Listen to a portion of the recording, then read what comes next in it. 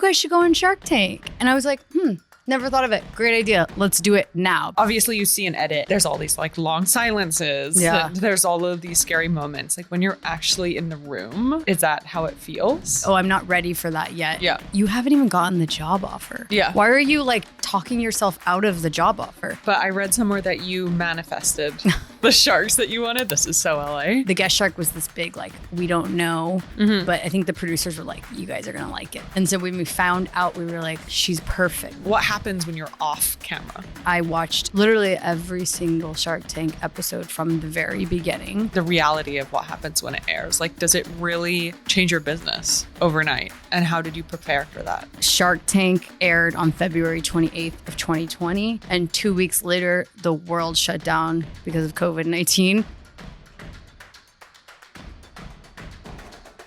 I obviously am going to talk to you about Shark Tank today. I think that I speak to a lot of founders, and also as a founder who is now maybe looking at getting into CPG, that is like the biggest thing that comes up. And I'm sure same for you because you've done it. But can you just talk me through like why you guys decided to go on it and how that initial application period kind of started and what it looked like? Yeah, totally. I mean, it is like, it's just a talking track. You know, it's like you have a good idea, especially consumer products, because I feel like tech or something is a little hard to explain on Shark Tank, but it still goes on. Does it? I'm sure. I've never seen I don't a tech know. company. Let's on Shark Google Tank. that afterwards. But basically, you know, early days, especially consumer product goods, you have an idea and people say, you should go on Shark Tank for that. I mean, I say that to people, you know, because it is just like, if you have a good idea, go on Shark Tank. It just goes hand in hand. So I was year one of Bala, just in the phase of just doing things, like not overthinking it, like trying to do like 200 tasks a day and like maybe one would stick. So I was like, you know, packaging up product. I actually have a vivid memory because Shark Tank is so pivotal to our brand. But I was like packing up product, and then Max's like childhood nanny, Nara, who's like in the family, goes, you guys should go on Shark Tank. And I was like, never thought of it. Great idea. Let's do it now, because I was in now mode. And so I literally Googled it and I said like how to apply to Shark Tank, thinking it was going to be a very lengthy process. And it might be now. And I know there's like castings and you show up for those castings, kind of like American Idol. But at the time, you just had to submit an email. Really? So, yeah. Like it was like with an your easy idea? email. Like it was like apply here and you did a form. Took less than 5 minutes, because if it would have taken longer, I might not have gotten to it. So thank God it was short at the time. So I applied right then and there. And then I think a few months went by and the producers reached out to me. We were in the running for, I want to say it was season 10. And it was really exciting. I could not believe I had gotten a Shark Tank producer. What season on the was live when they said, oh, you'll be on season 10? Like, was it 8? It was 9. It was just like right before. So it was literally the next season. Yeah, exactly. And then I think we were in the running, very excited, and then we got dropped, and we did not know why. They don't tell you why. So they said you didn't make it into you this didn't make season. this cut. We'll revisit it next season. And I go, Interesting. That's too good. It was too good to be true. Knew it would never happen anyway. Fine, Surely forget about it. After being dropped, you would think they're not actually going to come for sure. back. I go, that'll never happen. And honestly, it was far-fetched anyway. Yeah. But what did happen is, I want to say maybe 6 months later, and we were still probably year 1, maybe year 2 in the business, producers reached out for season 11 casting, and they were further in the process and they wanted to consider us. And, you know, it's kind of like hindsight's 2020. Like, it was the right time for us. Like, had we gone on earlier, it would not have made sense. We'd had no sales. Maybe they all would have said, this is a horrible idea. And then all of a sudden, nothing happened. Yeah. So it was like just the right time for Shark Tank when we actually. So that's an interesting point. So you actually believe that like timing is important when you go on to Shark Tank. Like, you don't think that any brand at any stage should go on. Like, do you think that you have to have like a idea? Well, you have to have some traction, and you also have to have some infrastructure before you go on? Or do you think like it doesn't really matter? I don't like think, go and I actually think you just have to go for it, because my problem is when people say, oh, I'm not ready for that yet. Yeah. It's like, you haven't even gotten the job offer. Yeah. Why are you like talking yourself out of the job offer? Yeah. And I remember Max, my husband and co-founder, had said, like he said this when I would apply for jobs. Like, he would say like, get the offer and then negotiate and then talk yourself in or out of it. Like just get the offer. So it's like, it's so far-fetched anyway. You might not get on. You might get on. It's like they might reach out in 5 years. They might never reach out. So it's like at least try to get on the show. And so I would say like if you're thinking about it, try now. Don't wait because it might also the process is so long. It could take 2 years to actually get on. So start now. Yeah. And it's not like it's like don't negotiate against yourself by being that's like, also so like in tune with your personality. I think we both like got on really well because we both are doers, but you definitely are somebody who doesn't overthink when the right timing is. Yeah. Like you just are like, yeah, it's now. Yeah, because it's definitely like, now. I just think figure it what's out. The worst that could happen? Yeah. You never hear back. Yeah. What's the best that could happen? They reach out to you. So it's like, you're just waiting. Doesn't make sense. Yeah. Okay. So you guys finally get the call back. They say you're on. What happens then? Like, how do you perfect your pitch and how important is your pitch? Your pitch is incredibly important. Okay. I think, you think about it, it is a reality show. It's like the producers are trying to get those viral moments. They want someone to cry. They want you to like them to say, this is the worst idea ever. This valuation's inflated, whatever. So it's like the same goes for the pitch. Like you need it to be really over the top and like memorable. And so for our pitch, it was really hard because at the time we were trying to build Bala to be this like cool girl chic brand. And we were like, is Shark Tank going to ruin that? Like, is it going to make us cheesy? And we had to be cheesy in our pitch. And so it was just this like juxtaposition of like, how cheesy do we go? How like, it was just like, oh, I'm nervous. Like, is this the wrong call? But then we ended up, you have to make it TV worthy. So your pitch is really important. And it's also just like going back to pitching in general. Like you want it to be like a quick, oh, hell yeah, from the Sharks. So you want it to be, it's like business pitching decks for investors. It's like, does your grandma get the idea in the first 3 seconds? Yeah. You have no attention span from the Sharks. Like they're focused on you, but they're also like people and they have a lot of things going on in their mind. So it's like, make it easy, simple. Also for your consumers that are going to see that on TV. Yeah. It's like, make it super simple and very entertaining. So even if you have to go against the grain on like who you really are, like you just got to do it. Yeah. And had you guys been on TV before? Like, how do you prepare for something like that? Like, to me, that is like one of the most daunting, where you have so little control. Like, at least when I pitch for investment, like I walk into a room, it's not televised. You own.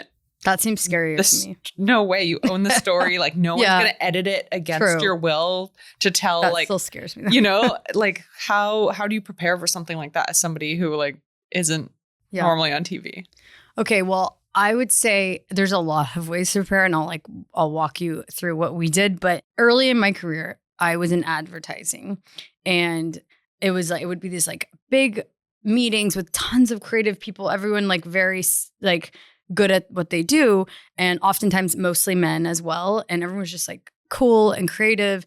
And I was scared shitless to like say anything in these meetings, even if I'm like reading on it, like on screen on a deck. Like I just was so scared. Yeah. So like if I thought about my younger self going on Shark Tank, I would be like, like she could never. But ultimately, I just like mustered up the courage. But I did that by preparation, because I think if you like now I've practiced it so much that I feel like I'm less scared to do these things. Of course, is with everything, right? Yeah. Like the more you do it, the more comfortable you get at it. But not like unless you were setting up cameras. Yeah. And you don't have the luxury of you that. don't have that luxury. Exactly. And so that's why it's like the best luxury you can do is like try to build that confidence, like just by really preparation. So I watched literally every single Shark Tank episode from the very beginning. And Max and I wrote a long Google Doc of every question that came up. And if we knew the answer, great. We still wrote it down. If we didn't know the answer, we went ahead and made that answer right there. And we kind of like, you don't even need to memorize that, because I feel like if you go over like your customer acquisition costs, or if you know your business, you know it. Yeah. But there's a lot of questions that you could be asked. And so this gives you like the foresight on everything you possibly could be asked. And then you answer those. And it's kind of like a mini business school for your own brand anyway. So we did that. And then a lot of practicing just a ton of The pitch pitching itself. and practicing. And even the night before, we ordered dinner and had friends over to pretend to be the sharks. And it felt like the best practice we could have done because they were like, their job was to like tear the idea apart, like pick us apart. And it was just like a dress rehearsal. Mm-hmm. And so lots of preparation. And did that atmosphere like actually follow through? Like, obviously you see an edit and it's like, there's all these like long silences. Yeah. And there's all of these scary moments. Like when you're actually in the room, is that how it feels? I mean, I'm like getting butterflies thinking about it because I still think nothing will ever be that like scary and nerve-wracking, especially because now I'm like, I've done stuff like that, but then I hadn't. And that was like the biggest thing you could do as an entrepreneur. And there's this like second part of it where it's like, that's also your why at that point. That's your business. And so it's like, not only is this live television, but what if I go in and they say, this is like a shitty idea. It's like your whole dreams are crushed, you know? And that does happen to people. So it's very, very nerve wracking. And I would say there's so much energy in the room, you know, it's live TV. They're seeing your idea for the first time. You're pitching it for the first time. Anything could go wrong. Anything could go right. And it's just, you can't recreate that energy. Yeah. So obviously you guys got a deal, as we all know, but I read somewhere that you manifested the sharks that you wanted. This is so LA. It's so woo-woo LA, but it's true. Can you tell me, or I guess for the listeners, like what you feel like you did to make that outcome a reality? It's really crazy, but I feel like this is like one of the few times in my life that woo as it is that like I actually like manifested / like visualized an outcome. And I'm like, it was just so specific because it was almost like the night before. And then I woke up in the morning and we only had found out that Maria Sharapova was going to be the guest shark, I think like the day prior. And so the guest shark was this big, like, we don't know, but I think the producers were like, you guys are going to like it. Right. Yeah. And so when we found out, we were like, she's perfect. Literally, she's like chic, fashionable, and one of the most sportiest women alive. Well, sportiest, but also like one of the best female champions or just champions in general of all time. So it's like, this is perfect. This is what we were trying to build at Bala. And we also were like, if she gets it, then we're really, really onto something.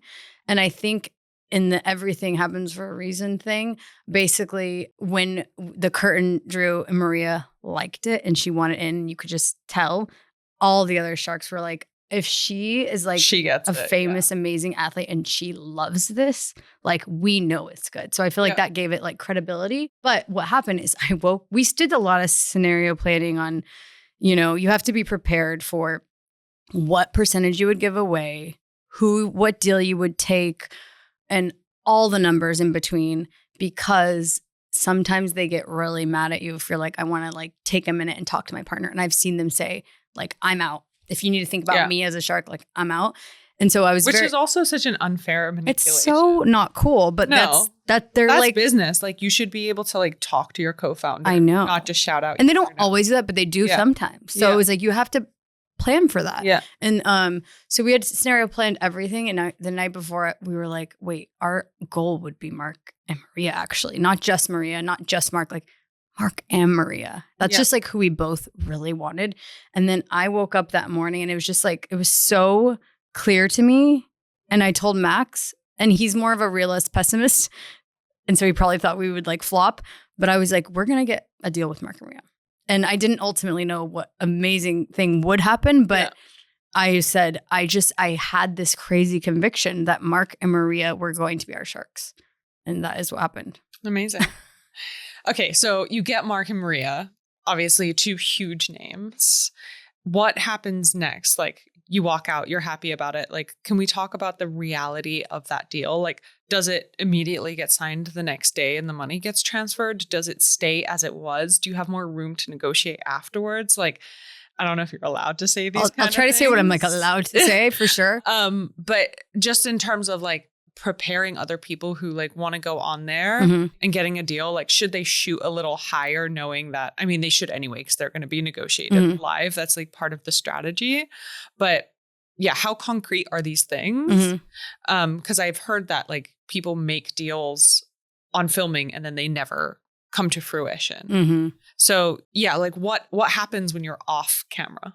So it's kind of like any probably investment meeting you've had. It's like there becomes a point, well, except for yours, this one's live televised, but basically where they say, yep, I'm in. Mm-hmm. And maybe they haven't done due diligence on your company yet because they have to know, like, are these people crazy? Are what they just told me, I just met them 5 minutes ago. Is it accurate? Yeah. Or like, do these people have a background or there something really, some skeletons in their closet? And so did they make all the numbers up? Yeah, exactly. Like they don't know. And so they have to do proper due diligence. And so I think in that process, and I've heard of like founder friends that they either exit the deal because they go, this is a bad deal, which oftentimes the sharks are getting the better deal. They're sharks after all. Yeah. They either exit the deal themselves, they change the deal along the way, one or the other does. Yeah. Some numbers don't match up. And for ours, we went in wanting 10% of the company for $300,000.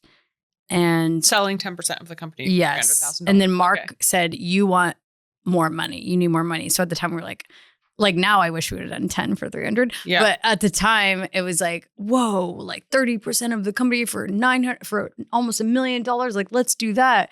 And so that's ultimately what happened. And then due diligence. And then the deal closed probably within 6 months. And then we aired, so it was still on TV. Yeah. Process. It was a long process of building the brand and closing the deal, and it was process going back and forth with Mark and Maria's lawyers, and before it closed, and not knowing anything about aired.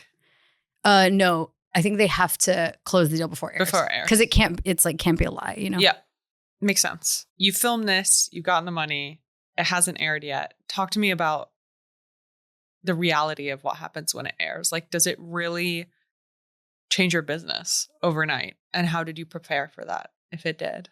Yeah, I mean, I think it can, it's not like it can make or break your business. It's kind of like what you do with it after. And this was what somebody advised us on, I think, Cuban's team. And it was like, oh, that's like actually really insightful. It's not going to like, it'll change the business, but it's not going to make or break it. It's like the snowball effect after.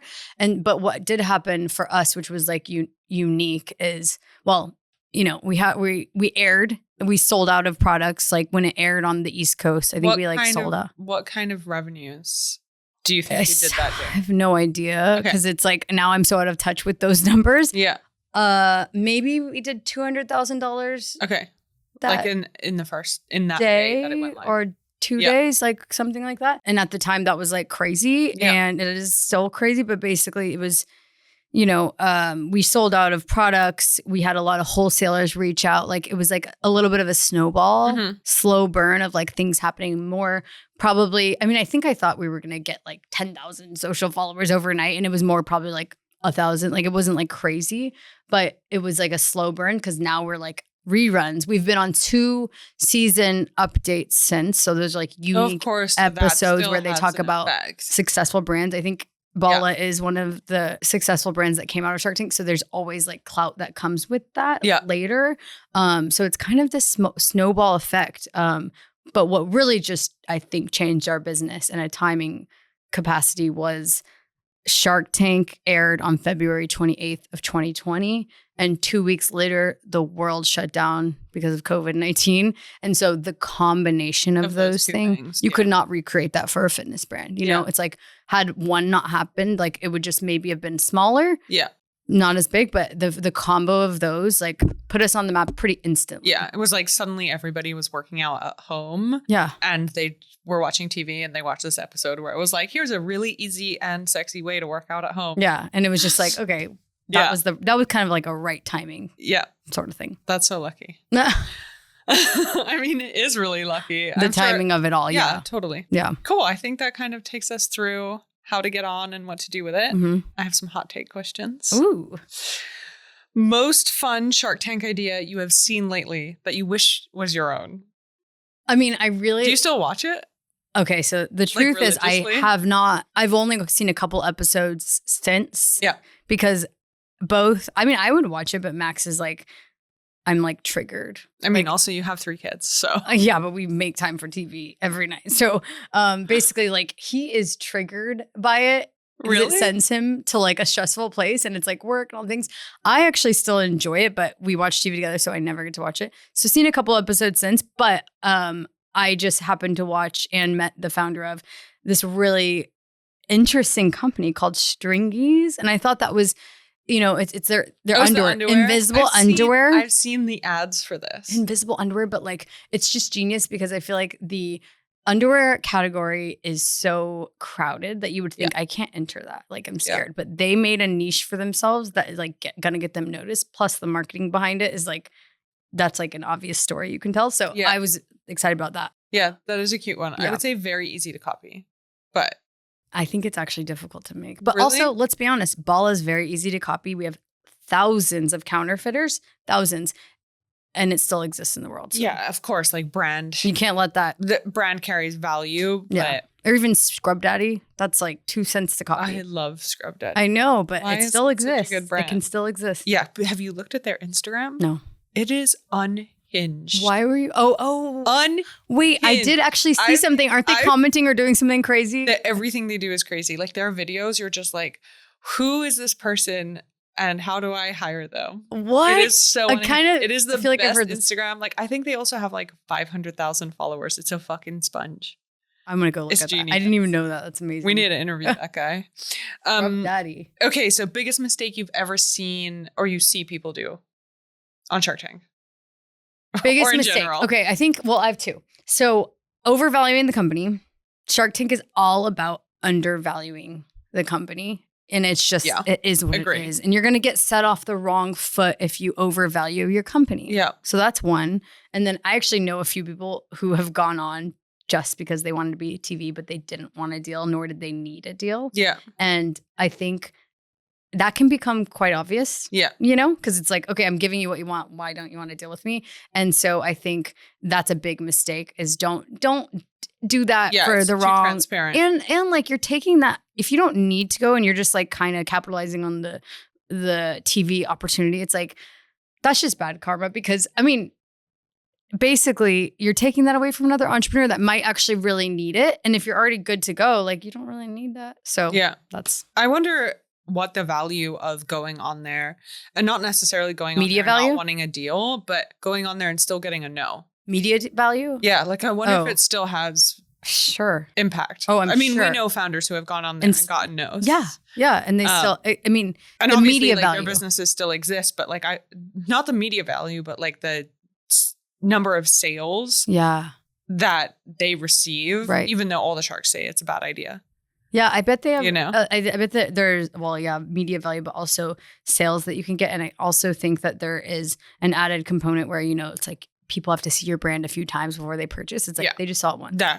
Maybe 2 years later they see it. It's such a like wide network of people. So there's a value for essentially. Sure. Okay, my last hot take question is, what is the most wild thing you've learned about the 2 sharks that invested in you since they invested? Wild thing. Okay, Mark Cuban responds to emails within like minutes, and I'm just like, that's is it AI? No, this was pre-AI. Okay. This was like pre-AI, and it's like it's clearly him. You can even tell it's like not an assistant, and so it's just like that's impressive. I'm like, no wonder he's a billionaire. He's just on it, and he really is there. He's like a man of the people, and I think that's freaking cool. I will say one of my biggest learnings from working at like Vice or Burberry or any bosses that I ever respected is they always responded to emails fast and they always were very thoughtful in their emails. Like I would always save their emails and be like, actually, this is a trait. It was no playing games. Yeah. Like, I'm too busy to respond. Yeah. Like I feel like you're there for me. It was the opposite. Yeah. It was like, this is like the CEO of Vice or like, and I remember that being a trait that I always found super valuable. Yeah. And it works for me as well because I have so much anxiety when I don't respond to somebody that I do it anyway. Yeah. But I'm like, what? I haven't responded to that person. Yeah. I'm definitely not the person who leaves someone waiting. Yeah. We're both like that. I can hear my inbox crawling. Exactly. But it's like, I like that as a quality. And I've never thought about that because you trust that person, Yeah, I think so.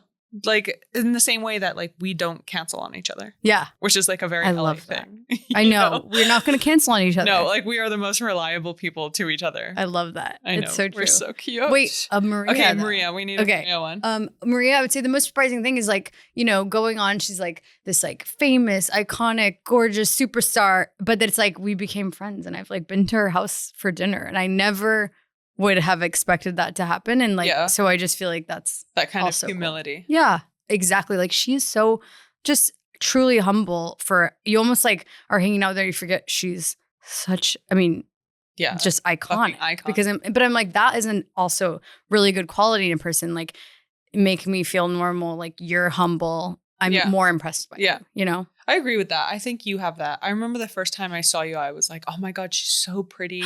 And this brand is so cool. And you were like, let's do a dinner together. And I was like, maybe I was like, she's too cool for me. I'll think about it. Too cool for me. And then we just started texting 24/7 for like 6 months until our husbands were like, you guys need to chill. That's so funny. They're like, start a podcast together. Now we can just chat and make people listen to our shit. I love it. That's it. Thank you, Natalie. All right. Thank you.